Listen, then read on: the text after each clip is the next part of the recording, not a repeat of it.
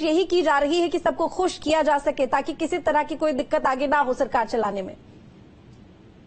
देखिए, ये शब्द मुझे लगता है खुश किया जा सके, हम लोग सही शब्द के तौर पर इस्तेमाल नहीं कर सकते।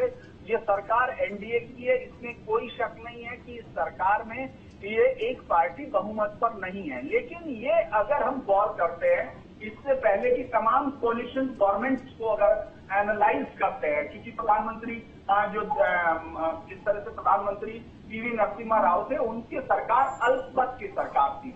लेकिन उसके पहले जो वीपी सिंह की सरकार हो या गुजराल या देवेगौड़ा या जो खुद अटल बिहारी वाजपेयी की सरकारें हो, वो कोलिशन की सरकारें थी, उनमें कोई इतना मजबूत कोर नहीं था। अगर उनका सेंट्रल इतना कोर मजबूत नहीं था, जो 240 वोट यानी बहुमत से महज 32 का आंकड़ा दूर है उस पार्टी के ऊपर, तो वो उस तरह से हम ये नहीं कह सकते कि इनके ऊपर किसी को खुश करने का दबाव हो, क्योंकि 16 सांसदों के साथ टीडीपी है और 12 सांसदों के साथ जेडीयू है। तो आप जेडीयू के या उसके जाने से अकेले किसी सरकार को गिरते हुए नहीं देख रहे हैं, क्योंकि जिस तरह से शिवसेना है, शिंदे ग्रुप है, या सिर्फ उनके पास उनको जुड़ने में, या फिर अगले जो सबसे बड़े सहयोगी वो 5 सीट वाले हैं चिराग, उनके अंदर कोई मतलब किसी तरह का कोई इस तरह का नहीं दिख रहा है कि वो कोई किसी तरह का दबाव डालने की कोशिश सरकार पर करेंगे।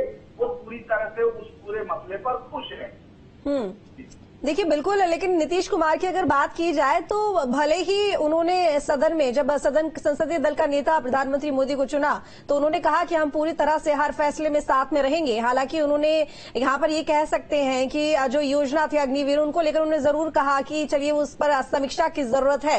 हालांकि प्रधानमंत्री मोदी ने भी कहा कि जो भी बातें बाहर कही जा रही हैं या किसी भी मंत्रालय को लेकर, किसी भी पद को लेकर या किसी भी गठन को लेकर जो भी चीजें सामने आ रही हैं उन पर विश्वास न किया जाए। इससे एक बात तो साफ हो गई है कि यहां पर प्रधानमंत्री मोदी ये कहना चाहते हैं कि जो होगा और जो हो रहा है वो होगा तो बीजेपी के अनुसार ही होगा और सबको साथ लेकर के होगा। देखिए, मैं फिर ये कहूंगा कि इस पूरे समय में चूंकि जो सोशल मीडिया है उसका इस चुनाव में बहुत बेहतर इस्तेमाल हुआ है। वो विपक्ष ने भी किया है तो सत्तारूढ़ पक्ष ने भी किया है।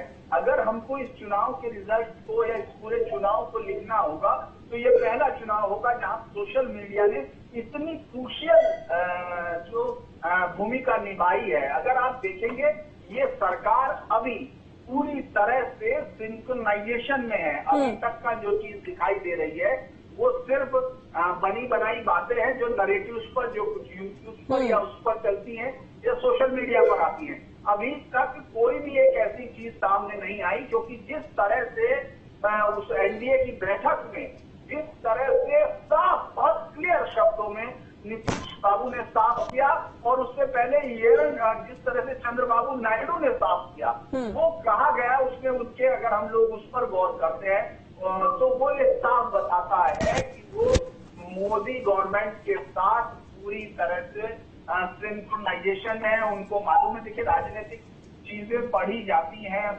बिटवीन द लाइन होती हैं।